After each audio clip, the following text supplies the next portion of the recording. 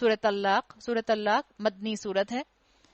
آپ کو اس کو سورہ نساء صغرا بھی کہا جاتا ہے. اس میں بھی آپ کو کچھ طلاق کے بارے میں احکامات ملیں گے. یا ایھا النبی اذا طلقتم النساء فطلقوهن لعدتهن واحصوا العدة واتقوا الله ربكم. اے نبی، جب تم لوگ عورتوں کو طلاق دو تو انہیں ان کی عدت کے لیے طلاق دیا کرو اور عدت کے زمانے کا ٹھیک ٹھیک شمار کرو. اللہ سے ڈرو. نکاح کے خطبے کے اندر بھی آپ دیکھتی ہیں کہ تقوی والی آیات بار بار آتی ہیں. تو تقوی اس چیز کے اندر درکار ہوتا ہے. جس طرح شادی کی جاتی ہے سوچ سمجھ کر، استخارے کر کر کے، ایک دوسرے سے مشورے کر کر کے، بہت سوچ بچار کر کر کے، بہت انویسٹیگیشن کرانے کے بعد، اسی طرح اسلام کا مزاج ہے کہ جب طلاق کی طرف سوچا جائے بہت سوچ بچار کیا جائے، بہت آپس میں ڈسکشنز کیے جائیں، کسی بڑے کو درمیان میں ڈالا جائے، بہت استخارہ کیا جائے. اس لیے کہ یہ ایسی چیز ہے کہ جس سے گھر کا ایک یونٹ ٹوٹ رہا ہے، معاشرے کا ایک یونٹ ٹوٹ رہا ہے، اور بہتر ہے کہ گھر ٹوٹنے سے پہلے ساری کوششیں کر لی جائیں، اس کے بعد اس کام کی طرف قدم بڑھائے جائیں. اس لیے اللہ نے کہا کہ تقوی کے ساتھ یہ کام کرو. جیسے شادی سٹیپ بائی سٹیپ کرنے کا پروسیجر ہے، ایسے ہی طلاق سٹیپ بائی سٹیپ کرنے کا پروسیجر ہے جو اسلام دیتا ہے. اللہ سے ڈرو جو تمہارا رب ہے. زمانے عدت میں نہ تم انہیں ان کے گھروں سے نکالو نہ وہ خود نکلیں. یعنی یہ پہلی 2 طلاقوں کی بات ہے. جو بیوی جس شوہر نے اس کو پہلی 2 طلاقیں دی ہیں وہ اپنے شوہر کے گھر میں پوری کرے گی، الا یہ کہ وہ کسی صریح برائی کی مرتکب ہو یا اللہ کی مقرر کی ہوئی حدیں ہیں، اور جو اللہ کی حدود سے تجاوز کرے گا وہ اپنے اوپر خود ظلم کرے گا. تم نہیں جانتے، شاید اس کے بعد اللہ موافقت کی کوئی صورت پیدا کر دے. تقوی کا ذکر طلاق کے معاملے میں کیوں ہو رہا ہے؟ تاکہ اللہ تعالیٰ یہ جو بٹرنس آ رہی ہے رشتہ ٹوٹنے کی وجہ سے اس کو کمپنسیٹ کر دے. اللہ کا خوف آئے گا تو آپس میں ایک دوسرے کے اوپر لان تان کر کے علیحدہ نہیں ہوں گے، بلکہ ڈگنیٹی کے ساتھ علیحدہ ہوں گے. اس لیے تقوی کا ذکر کیا جاتا ہے. پھر جب وہ اپنی عدت کی مدت کے خاتمے پر پہنچیں تو انہیں بھلے طریقے سے اپنے نکاح میں روکے رکھو یا بھلے طریقے پر ان سے جدا ہو جاؤ، اور 2 آدمیوں کو گواہ بنا لو جو تم میں سے صاحب عدل ہوں، اور گواہ بنانے والو گواہی ٹھیک ٹھیک اللہ کے لیے ادا کرو. یہ باتیں ہیں ذالکم یوعظ بہ، جن کی تم لوگوں کو نصیحت کی جاتی ہے ہر اس شخص کو جو اللہ اور یوم آخرت پر ایمان رکھتا ہو.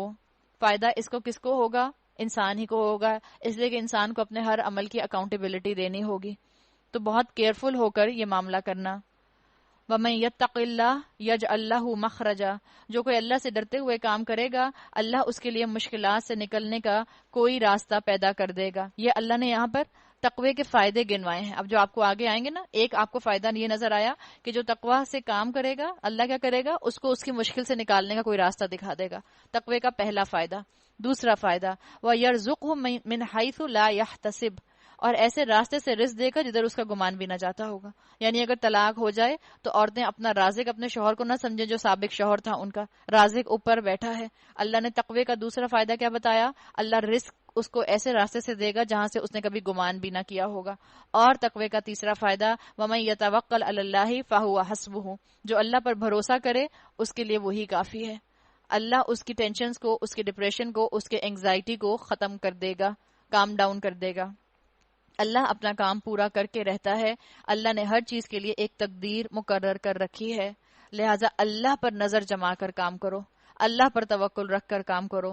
تمہاری عورتوں میں سے جو حیض سے مایوس ہو چکی ہوں ان کے معاملے میں اگر تم لوگوں کو کوئی شک لاحق ہو تو تمہیں معلوم ہو کہ ان کی عدت 3 مہینے ہے.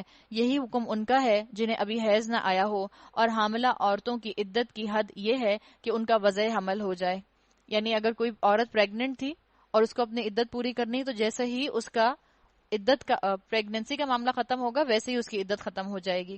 وَمَن يَتَّقِ اللَّهَ يَجْعَل لَّهُ مِنْ أَمْرِهِ يُسْرًا، جو شخص اللہ سے ڈرے اس کے معاملے میں وہ سہولت پیدا کر دیتا ہے. یہ اللہ کا حکم ہے جو اس نے تمہاری طرف نازل کیا ہے. جو اللہ سے ڈرے گا اللہ اس کی برائیوں کو اس سے دور کر دے گا اور اس کو بڑا اجر دے گا. بتا دیا گیا تقوی تقوی تقوی.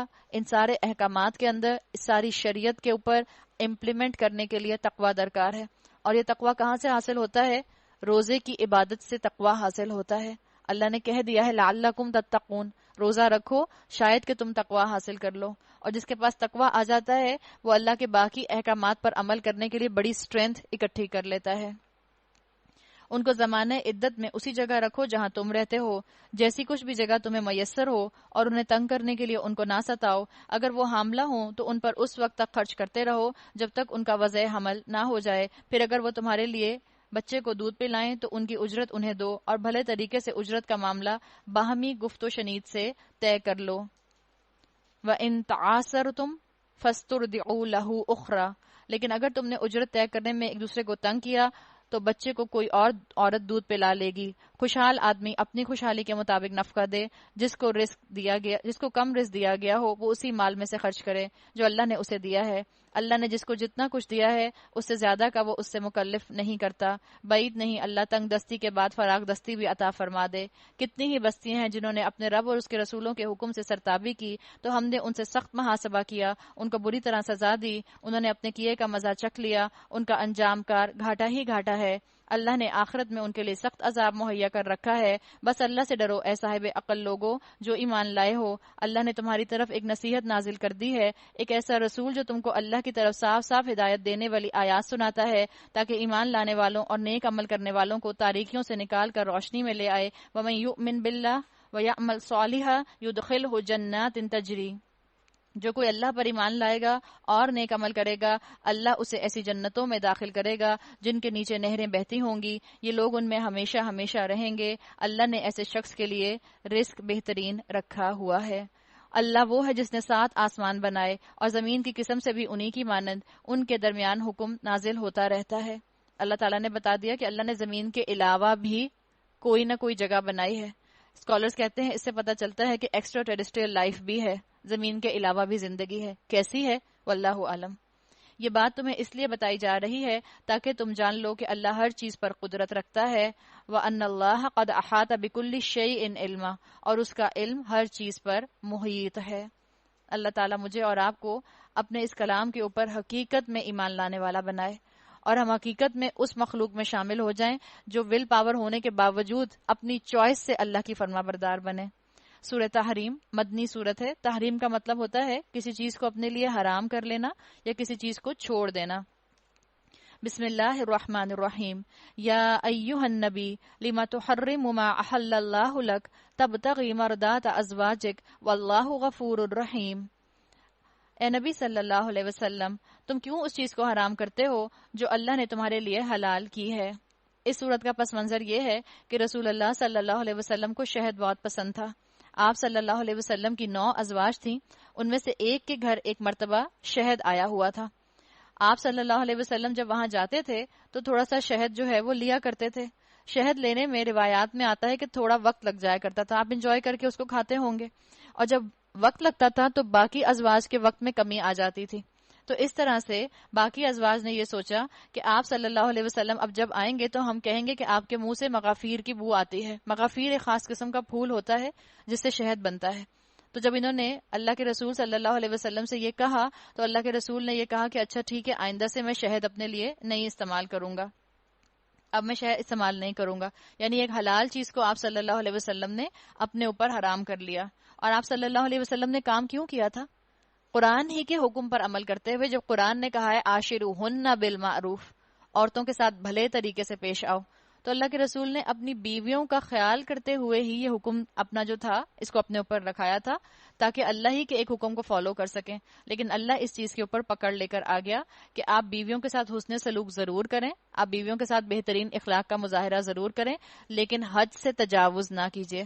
جن چیزوں کو اللہ نے حلال کیا ہے ان کو اپنے اوپر حرام نہ کر لیں۔ اللہ کے رسول نے بائی چوائس چھوڑا تھا، آگے آنے والی امت ہو سکتا ہے اس چیز کو، شہد کو اپنے اوپر حرام ہی کر لیتی۔ جس طرح یعقوب علیہ السلام اپنی پسند سے اونٹ کا گوشت نہیں کھایا کرتے تھے، بنی اسرائیلیوں نے اونٹ کے گوشت کو اپنے اوپر حرام ہی کر لیا تھا۔ تو اللہ تعالیٰ نے یہاں فوراً جو ہے اس چیز کو پکڑ لیا کہ نہیں، آپ ایسا کام نہ کریں۔ اسی سے گفتگو کا آغاز ہو رہا ہے، اور ازواج کو بھی بتا دیا گیا کہ آپ صلی اللہ علیہ وسلم آپ کے شوہر تو ہیں لیکن ان کی رسول کی حیثیت کو مقدم رکھا جائے۔ آپ کے اور میرے لیے رسول اللہ صلی اللہ علیہ وسلم کو وہ مقام دینا، رسول اللہ والا وہ پوزیشن دینا، میسنجر والی، آسان ہے۔ آپ صلی اللہ علیہ وسلم جس معاشرے میں رہتے تھے وہاں کسی کے دوست تھے، وہاں کسی کے منہ بولے، وہاں کسی کے جو تھے چچا زاد تھے، وہاں کسی کے جو تھے وہ گارجین تھے، جیسے علی کے گارجین تھے، کسی کے شوہر تھے، کسی کے داماد تھے، مختلف رشتوں کے اندر تھے، اور ان لوگوں کا رسول اللہ صلی اللہ علیہ وسلم کا ان دونوں پوزیشنز میں بیلنس کرنا، اور بیلنس میں بھی رسول کی حیثیت کو مقدم رکھنا، یہ بڑا امتحان ہوتا تھا. تو اللہ تعالیٰ نے یہاں بتا دیا کہ جو تمہاری بیویاں ہیں، جو تم سے اپنی بات مرضی کی منوا رہی ہیں شریعت کے خلاف، ان کو بھی ہلکا سا یہاں پر ریپریمانڈ کر دیا گیا، اور ان کو بھی انفارم کر دیا گیا کہ درجے کو یاد رکھیں، شوہر کی حیثیت کے مقابلے میں رسول کی حیثیت کو مقدم رکھیں. کیا اس لیے کہ تم اپنی بیویوں کی خوشی چاہتے ہو؟ اللہ معاف کرنے والا اور رحم فرمانے والا ہے. اللہ نے تم لوگوں کے لیے اپنے قسموں کی پابندی سے نکلنے کا طریقہ مقرر کیا ہے. یعنی آپ نے جو قسم کھا لی ہے اس سے نکل آئیے. اور یہ طریقہ کہاں مقرر کیا ہے؟ سورہ مائدہ میں ہم پڑھ آئے ہیں پیچھے قسموں کے کھولنے کا طریقہ. اللہ تمہارا مولا ہے، وہی علیم اور حکیم ہے. اور یہ معاملہ بھی قابل توجہ ہے. اب ایک اور معاملے کی طرف بتایا جا رہا ہے، اور یہ معاملہ کیا ہے کہ شوہر بیوی کا راز اور بیوی شوہر کا راز جو ہے وہ ایک دوسرے کے ساتھ ہی رکھے اور کسی کو جا کر نہ بتائے. آپ صلی اللہ علیہ وسلم نے ایک راز اپنی ایک زوجہ کو بتایا تھا، ایک بیوی کو بتایا تھا، اور کہا تھا کہ یہ میرے اور تمہارے درمیان راز ہے. اس زوجہ نے ایک اور زوجہ کو یہ خواب جو یہ راز جو تھا یہ جا کر بتا دیا. اس کے اوپر یہ آیات نازل ہو رہی ہیں. نبی نے ایک بات اپنی ایک بیوی سے راز میں کہی تھی، پھر جب اس بیوی نے کسی اور پر وہ راز ظاہر کر دیا، اللہ نے نبی کو اس افشائے راز کی اطلاع دے دی، تو نبی نے اس پر کسی حد تک اس بیوی کو خبردار کیا، کسی حد تک اس سے درگزر کیا. اب کیا کرتے اللہ کے رسول صلی اللہ علیہ وسلم؟ ہم کہیں اچھا ہماری جیسی خواتین ہوں اور پتہ چلے کہ میرا بھائی اس نے میری بھابھی کو ایک راز بتایا تھا، اور بھابھی نے وہ راز جا کے اپنی امی کو بتا دیا. ہم کہیں بھائی نے کلاس کیوں نہیں لی اچھی طرح، خوب خبر لیتے بتاتے ان کو. کیا کہا اللہ تعالیٰ نے یہاں پر؟ نبی نے کسی حد تک بیوی کو خبردار کیا، کسی حد تک درگزر کیا. یہ ہوتا ہے متقی شوہر. اس طرح سے تربیت ہوتی ہے. اگر آپ کو تربیت کرنی ہے مردوں کی تو اپنے بیٹوں کی اس طرح تربیت کیجیے. کریکشن بھی ہوگی، اس سے اصلاح بھی ہوگی، محبت بھی ختم نہیں ہوگی.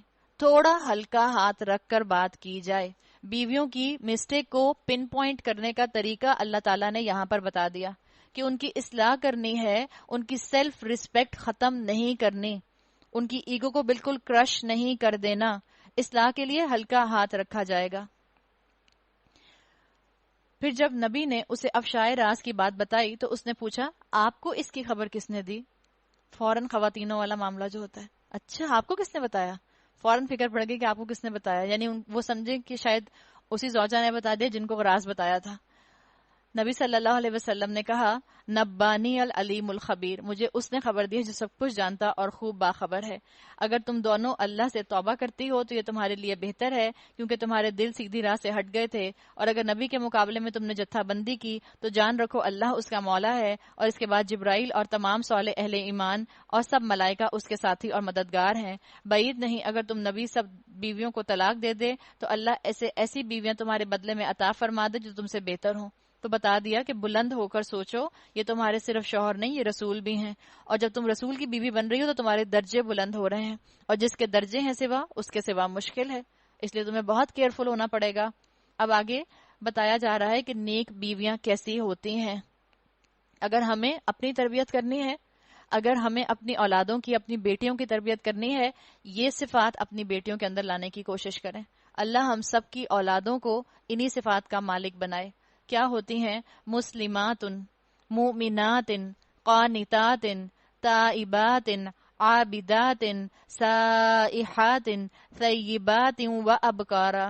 سچی مسلمان، با ایمان، اطاعت گزار، توبہ گزار، عبادت گزار، روزے دار، خواہ شوہر دیدہ ہو یا باکرہ. بہترین بیوی کی صفات بتا دی گئیں. اب ذرا یہ بتائیں، یہ جو صفات آپ کو ایک عورت میں مل جائیں، ایسی عورت کو کون سا مرد سنبھال سکتا ہے؟ آپ سوچیں. سچی مسلمان، با ایمان، کہے گا کیا ملانی سے شادی کروا دی اماں میری؟ زیادہ تر تو بچے ایسے ہی ہیں آج کل کے. کس سے شادی کروا دی میری آپ نے؟ درس دیتی رہتی ہے ہر وقت مجھے. اور شوہروں کو ذرا بیوی نے بیچاری نے کوئی ایک اچھی بات بتائی دین کی کہ میں اپنی کلاس میں سن کر آئی ہوں تو کہتے ہیں مجھ پر زیادہ لیکچر جھاڑنے کی ضرورت نہیں ہے، اپنی کلاس کا معاملہ اپنی کلاس کے اندر رکھو، وہیں ملانی بن کر رہو. ایسی خوبیاں رکھنے والی عورت کو کون سنبھال سکتا ہے؟ جو متقی شوہر ہوگا. تو اپنے بیٹوں کو پہلے متقی بنائیے تاکہ ایسی بہویں آپ کے گھروں کے اندر آ سکیں. متقی مرد جو ہوگا وہ ایسی بیوی کو سنبھال سکے گا. جب ہم ایسی بہو اپنے لیے لینے نکلیں تو پہلے اپنے بیٹے کو ضرور آپ اور میں جو ہیں ٹرین کر لیں اس طرح سے.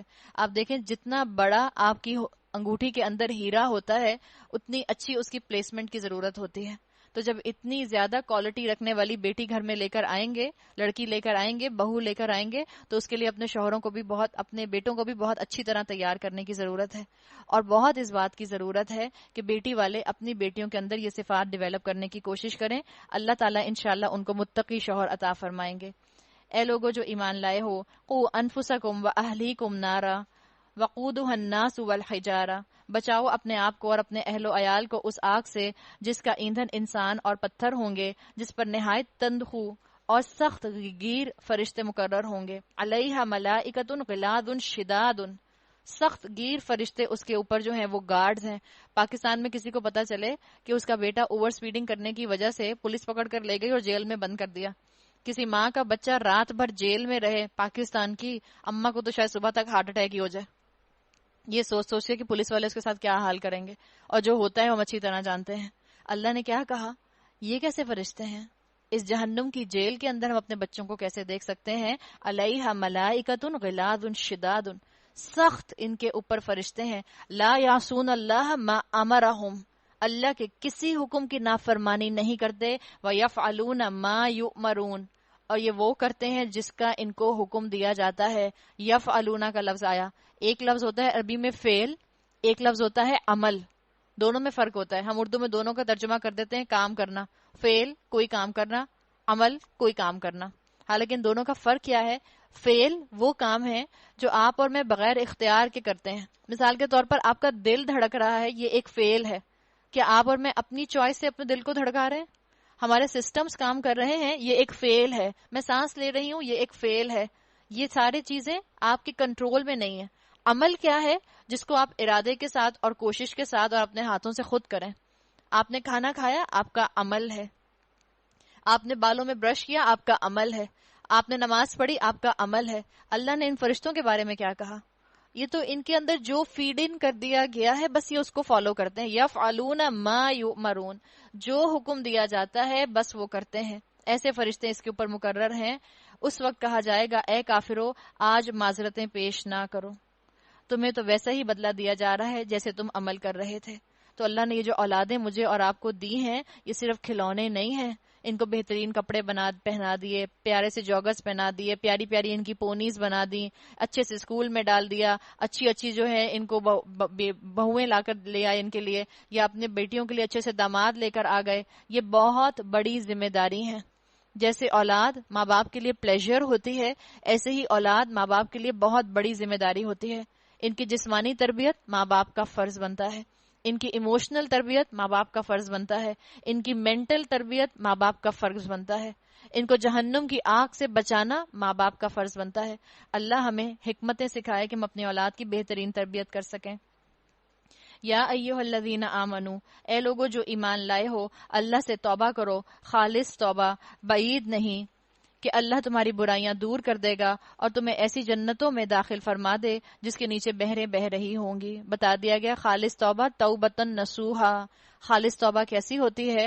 حضرت علی رضی اللہ عنہ نے فرمایا خالص توبہ جو ہے اس کے اندر سب سے پہلی چیز کیا ہوتی ہے کہ انسان اپنی غلطی پر نادم ہو. دوسری چیز ہوتی ہے وہ فرائض جن سے اب تک غفلت برتی تھی ان فرائض کو پورا کرنا شروع کر دے، ادا کرنا شروع کر دے. تیسرا توبۃ النصوحہ کیا ہے؟ کسی کا حق مارا ہے تو اسے کمپنسیٹ کرے، اس کو اب دے دے اس کا حق. چوتھا اللہ کی اطاعت کا مزہ اپنے نفس کو چکھائے، یعنی اللہ کی اطاعت کرے چاہے دل کرے یا نہ کرے، یہ ہے توبۃ النصوحہ.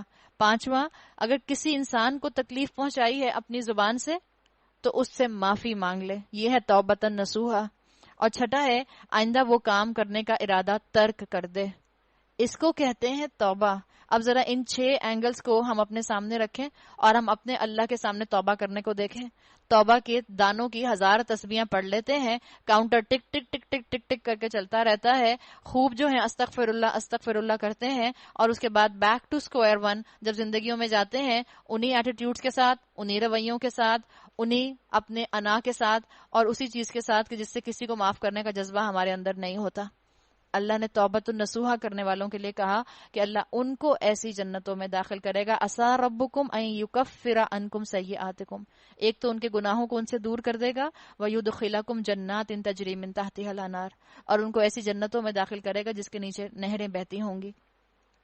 یہ وہ دن ہوگا جب اللہ اپنے نبی کو اور ان لوگوں کو جو اس کے ساتھ ایمان لائے ہیں رسوا نہ کرے گا، ان کا نور ان کے آگے آگے اور ان کی دائیں جانب دوڑ رہا ہوگا، وہ کہہ رہے ہوں گے اے ہمارے رب، ربنا اتمم لنا نورنا واغفر لنا، اللہ ہمارے نور کو ہمارے لیے مکمل کر دے، ہم سے درگزر فرما، تو ہر چیز پر قدرت رکھتا ہے۔ نور کو مکمل کر دے کا مطلب کیا ہے؟ اس کا مطلب یہ ہے کہ جیسے مثال کے طور پر آپ نے کبھی ڈرائیو کیا ہو بہت ہی فوگ کے اندر، بہت جب فوگ ہوتی ہے سردیوں کے اندر، تو آپ اپنی گاڑی کے کتنے بھی ہیڈ لائٹس کھول دیں، آپ کو ایک سرٹن لیول تک ویزیبلٹی ہوتی ہے، ایک سرٹن کلومیٹرز تک ویزیبلٹی ہوتی ہے، اس کے بعد کچھ نظر نہیں آ رہا ہوتا، اور اگر اب دھند ہٹ جائے تو دور تک آپ کو نظر آتا ہے۔ نور مکمل کرنے کا بعد کیا ہے کہ پلسرات جو کہ جہنم کے اوپر لگایا جائے گا، اس کے اوپر سے ہر انسان جو ہے وہ گزرے گا، جب وہاں سے انسان گزریں گے تو ہر انسان کا نور اپنے عمل کے حساب سے ہوگا، کسی کا نور ہیڈ لائٹس کی طرح ہوگا، فلڈ لائٹس کی طرح ہوگا، کسی کا نور جو ہے ٹارچ کی طرح ہوگا، کسی کا نور بلب کی طرح ہوگا، کسی کا نور جو ہے وہ کینڈل لائٹ کی طرح ہوگا، اور کسی کا جلتا بجھتا فلکچویٹڈ سا ہوگا اپنے اپنے عمل کے حساب سے۔ تو یہ وہ لوگ ہیں جو دعا کریں گے کہ اللہ ہمارا نور مکمل کر دے تاکہ ہم راستے کو کلیئر دیکھتے ہوئے اس کو کراس کر جائیں۔ تو ہر چیز پر قدرت رکھتا ہے۔ اے نبی صلی اللہ علیہ وسلم، کفار اور منافقین سے جہاد کریں اور ان کے ساتھ سختی سے پیش آئیں، ان کا ٹھکانہ جہنم ہے اور وہ بہت برا ٹھکانہ ہے۔ منافقین اور کفار کو ایک ساتھ اکٹھا کر دیا گیا، وہ منافق جو کلمہ گو مسلمان ہے۔ اللہ کافروں کے معاملے میں نوح اور لوط کی بیویوں کو بطور مثال پیش کرتا ہے، وہ ہمارے 2 صالح بندوں کی زوجیت میں تھیں مگر انہوں نے اپنے شوہروں سے خیانت کی۔ خیانت سے مراد کیا ہے کہ شوہر کے مشن میں شوہر کا ساتھ نہیں دیا۔ مسلمان تو تھیں لیکن اپنے شوہروں کے مشن میں ان کی ساتھی نہیں تھیں، اور وہ اللہ کے مقابلے میں ان کے کچھ بھی کام نہ آ سکے۔ دونوں سے کہہ دیا گیا جاؤ آگ میں جانے والوں کے ساتھ تم بھی چلی جاؤ۔ ہم بعض دفعہ کہتے ہیں کہ ماحول کنڈیوسو نہیں ہے نیکیوں کے لیے، ماحول فیوریبل نہیں ہے تو ہمارے لیے نیکیاں کرنا مشکل ہو دیا جاتا ہے۔ اب یہاں آگے جو مثال بتائی جا رہی ہے اس سے پتہ چل رہا ہے ماحول میں کفر، ماحول میں انا، ماحول میں شرک، لیکن جس کو نیکیوں پر جمنا ہوتا ہے وہ اسی ماحول کے اندر رہتے ہوئے نیکیوں پر جم جاتا ہے، صرف ضرورت ہوتی ہے قلب سلیم کی۔ وَضَرَبَ اللَّهُ مَثَلًا لِّلَّذِينَ آمَنُوا امرأۃ فرعون، امرأۃ فرعون کون ہے؟ بی بی آسیہ۔ اہل ایمان کے معاملے میں اللہ فرعون کی بیوی کی مثال پیش کرتا ہے، جبکہ اس نے دعا کی رب ابنی لی عندک بیتا فی الجنہ، اے میرے رب میرے لیے اپنے ہاں جنت میں ایک گھر بنا دے اور مجھے فرعون اور اس کے عمل سے بچا لے اور ظالم قوم سے مجھ کو نجات دے دے۔ فرعون کے لیے باقاعدہ روایات میں آتا ہے کہ اپنی بیوی کے اوپر ٹارچر کیا کرتا تھا۔ بعض روایات میں آتا ہے واللہ عالم کتنا سچ ہے کہ ان کے ہاتھوں میں میخیں گاڑ دیا کرتا تھا کہ وہ اپنے اس ایمان سے پھر جائیں جو وہ موسیٰ علیہ السلام کے اوپر لے کر آ گئی تھیں، لیکن وہ بھی ایسی اللہ کی بندی تھیں کہ انہوں نے آخری دم تک ایمان کا سہارا تھامے رکھا، اور اسی ماحول میں رہنے کے باوجود انہوں نے اپنے قلب سلیم کی حفاظت کی۔ تو بہت لوگوں کے لیے وہ مثال ہیں۔ عمران کی بیٹی مریم کی مثال دیتا ہے جس نے اپنی شرمگاہ کی حفاظت کی تھی، پھر ہم نے اس کے اندر اپنی طرف سے روح پھونک دی، اس نے اپنے رب کے ارشادات اور اس کی کتابوں کی تصدیق کی۔ وَكَانَتْ مِنَ الْقَانِتِينَ، اور وہ اطاعت گزار لوگوں میں سے تھی۔ اللہ تعالیٰ نے ایک سے ایک مثال کو آپ کے اور میرے سامنے رکھ دیا تاکہ اب چوائس میرے اور آپ کے پاس ہے۔ ہم کس طرح کی عورتوں کی کیٹیگری میں شامل ہونا چاہتے ہیں؟ وہ جن کو اسلام کا مشن پسند نہیں تھا، یا وہ جنہوں نے اپنی زندگی کا مشن اسلام بنا لیا؟ اللہ نے آپ کے اور میرے پاس چوائس رکھ دی ہے۔